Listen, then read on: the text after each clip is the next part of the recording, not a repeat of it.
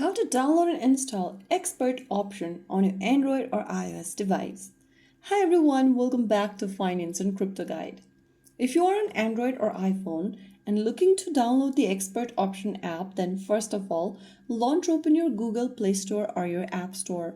In the search bar, type in ExpertOption and search. Look for the ExpertOption mobile trading app on your device and tap on Install to begin downloading the app on your device.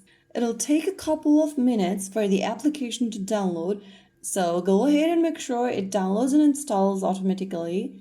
On your iOS, you may need to authenticate with your Face ID, Touch ID, or your Apple ID password.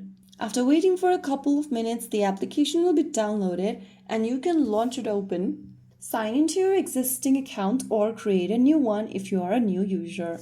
So that's how you download and install the ExpertOption app on your Android or iOS.